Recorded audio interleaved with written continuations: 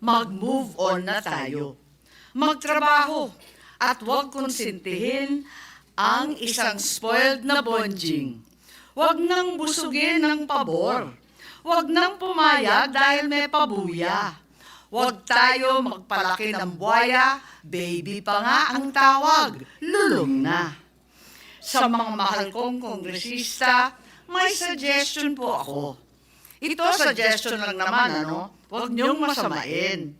Kesa inaatupag ninyong palitan ang pinili ng taong bayan, binoto at minahal.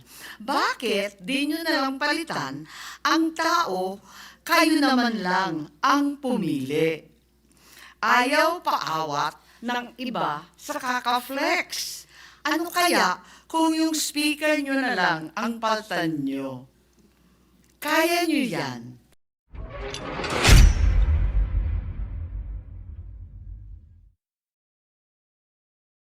Without prejudice to the Supreme Court's disposition of the pending motion for reconsideration, the Court speaks, and at times it speaks again. But until it does, the Senate must not act contrary to what it has already said.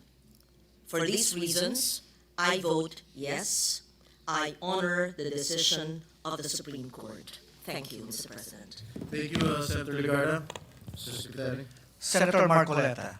Senator Rodante Marcoleta is recognized to explain his vote. Ginoong Pangulo, noong ang ating Panginoong Diyos ay nilalang po niya yung unang dalawang tao, pinagsabihan niya rin po meron siyang isang sinabi sa kanila na para na rin po sa kanilang kapakanan.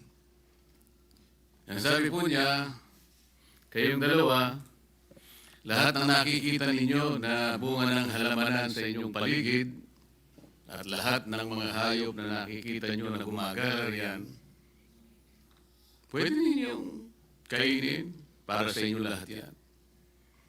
Ngunit yung natatanging na puno na nandiyon sa gitna, ay huwag ninyong gagalawin. Matatagpo ang kabawalan ng ating Panginoon Diyos. Kaya lang po, mayroon pong isang ahas na biglang nakialam. Sabi niya doon sa babae,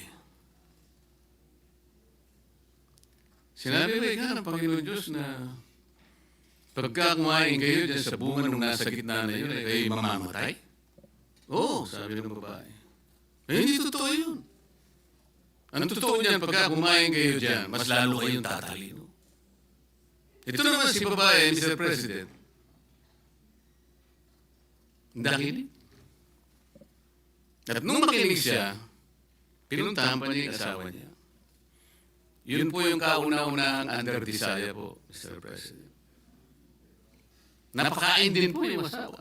Ano po ang ibig ko sabihin? Bakit ko po nilalahat ng pangyayaring ito? Meron na pong kapasyahan. Ang dami pong gustong sumausaw. Ang dami pong gustong magsabi ng kaiba yung pananaw at paniniwala doon sa kapasyahan na iginagalang natin lahat. Ang ibig ko po sanang sabihin, magpakaingat-ingat naman tayo kung sino-sino na lang ang pong nagpapayo sa atin. Kung mapapansin po ninyo ang karamihan ng nagpapayo na yan, may pagkakatulad po silang lahat. Una, lahat po sila hindi nila binasa ng kumpleto yung rules of procedures ng impeachment proceedings sa House of Representatives. Sapagkat kung binasa po nila yon, malamang hindi po ganun ang kanilang ibinubulong.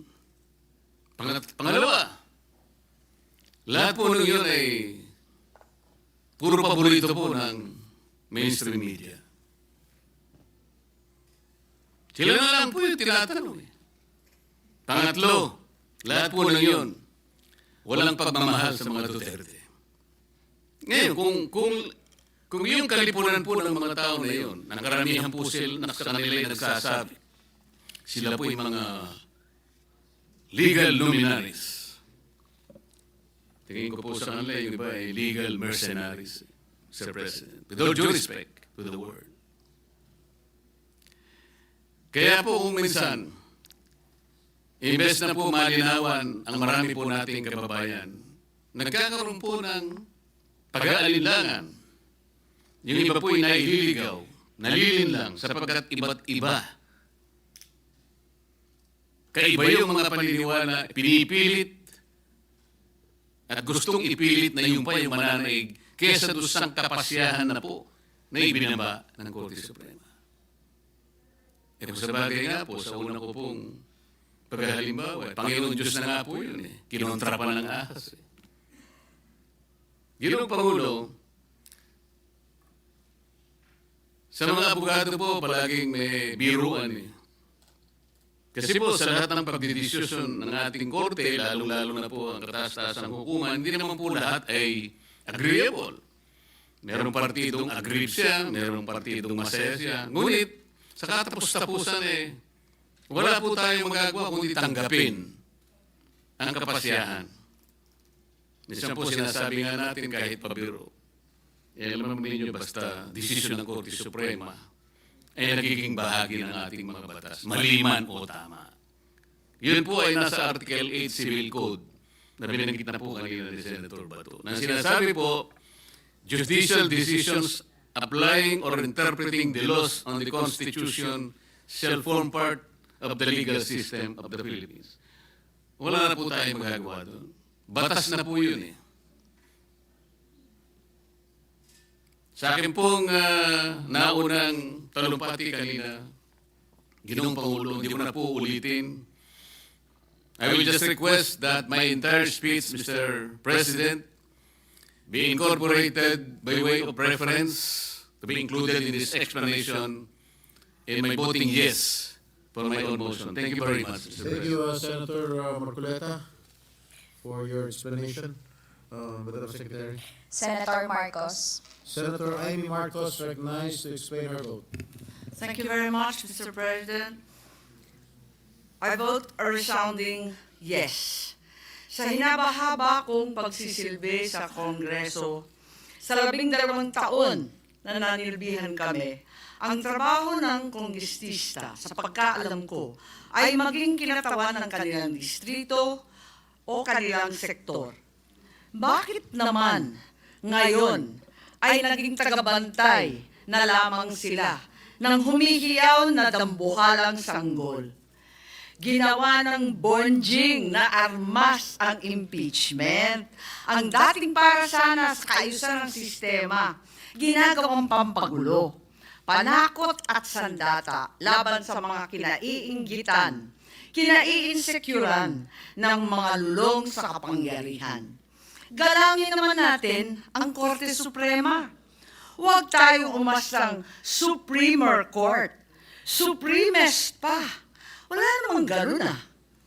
Sa mga kapatid kong senador, paano tayo magiging dakilang mambabatas kung tayo mismo ay hindi susunod sa batas? Ang boses ng Korte Suprema ay boses ng konstitusyon. At kung sino man ang sasapaw sa boses na ito ay isa lang ang tono, ambisyon. Kaya naman, mag-move on na tayo. Magtrabaho at huwag konsintihin ang isang spoiled na bonjing. Huwag nang busugin ng pabor. Huwag nang pumayag dahil may pabuya. Huwag tayo magpalaki ng buhaya, baby pa nga ang tawag, lulong na. Sa mga mahal kong kongresista, may suggestion po ako. Ito suggestion lang naman, ano? Huwag niyong masamain. Kesa inaatupag ninyong palitan ang pinili ng taong bayan, binoto at minahal. Bakit di nyo nalang palitan ang tao, kayo naman lang ang pumili? Ayaw paawat ng iba sa kakaflex. Ano kaya kung yung speaker nyo na lang ang paltan nyo? Kaya nyo yan. At dahil dito, bumuboto ako ng malakas na oo. Maraming salamat po. Thank you, Senator Amy. Before the Secretary Recognize the next senator. Who are these people creating, almost creating trouble there? Can you please trace their identities and send them out of this building? Secretary. Senator Padilla. Senator Robin Hood Padilla is recognized to explain his vote. Maraming salamat po, Ginoong Pangulo. A'udhu billahi minash shaitanir rajim. Bismillahirrahmanirrahim. Alhamdulillah rabbil alamin. Bismillahi wassalatu wassalamu ala rasulillahi. Assalamualaikum warahmatullah. Alam niyo po, ito na po siguro ang pinakamaligayang araw sa buhay ko sapagkat makasaysayan. Ako po ay nagpupugay at malalim na paghanga sa isinagawang paliwanagan ni Senator Marcoleta, Senator Soto, Senator Ontiveros, Senator Lacson, Senator Pangilinan, Senator Aquino, Senator Pia Alan Cayetano, Senator Rafi Erwin Tulfo, Senator Mig Zubiri. Ang palitan ng mga paniniwala sa plenaryo ay simbolo ng humihinga at buhay na Senado. Nagagawa natin ang kalayaan at kasarinlan. Isang demokrasya na naririnig ang bawat naratibo. Tagahanga po ninyo ako lahat. At alam naman po ninyo, sa maiksing panahon ko rito, ako ay pro-Westminster. At ngayon, system po, system. Yan po yung parang sa UK. At yan po yung nakita ko ngayong araw na ito. Ang lahat ng mga senador ay gising, ang lahat ng mga senador ay nandito, ang lahat ng mga senador ay nagtatrabaho sa ayon sa kagustuhan kong makita ko ang bawat debate at ang bawat opinyon ng bawat isa. Kaya nagpapasalamat po ako. Napakagandang araw po nito sa inyong lahat at sa ating lahat. Ngayon, mga kababayan,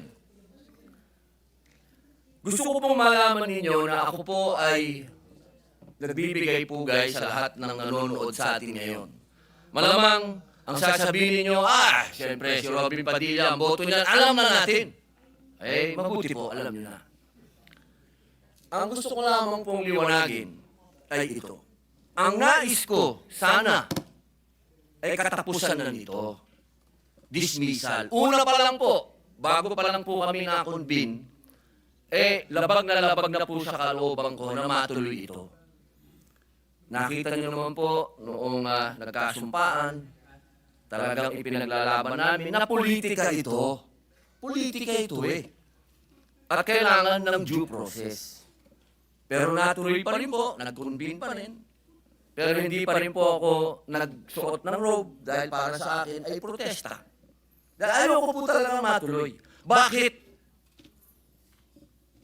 Sa loob po ng matagal na panahon ni Bonifacio, ni Aguinaldo, panahon ni Aguinaldo, ni Quezon, panahon ni Marcos Sr., ni Aquino Sr., ni Aquino Jr., ni Arroyo, Marcos Jr., PRRD Duterte, HOR ngayon, at Vice President Duterte. Hindi na po tayo natapos sa usapin ng politika at yan po ay pinagtibay ng Supreme Court sa kanyang desisyon na sinabi niya mismo, oo, politika ng impeachment, pero hindi kailanman dapat masagasaan ito ang karapatan ng tao.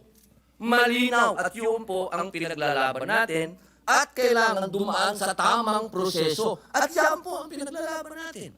Ngayon, mga mahal kong kaibigan, pagkatapos po natin marinig ang bawat punto ng bawat isa, sana po, matapos na po ito at harapin na po natin ang mga tunay na problema ng bayan. Katulad po ng sweldo, katulad po ng agrikultura, pagkain, kaguluhan sa West Philippine Sea, sa buong mundo. Ang dami po nating dapat pag-usapan. Total! Meron pa naman pong Pebrero. Ang sinabi naman po ng Supreme Court at ang Supreme Court naman po, ang siya naman po dapat na sinasabi ng saligang batas. Malinaw po. Matagal po akong ginawang chairman ng constitutional ni dating Pangulo Mig Zubiri. Pinagkatiwalaan niyo po tayo, pinag-aralan po natin yan at malinaw sa konstitusyon na ang magpapaliwanag ng saligang batas ay Supreme Court. Kaya sana po, ako'y malungkot talaga dahil napunta tayo sa archive. Yung archive, binasa ko pwede pala yan hukayin anytime, kung ano man. So, hindi pa rin tayo natapos. Kaya sana po, bagamat ang boto ko ay yes, aray.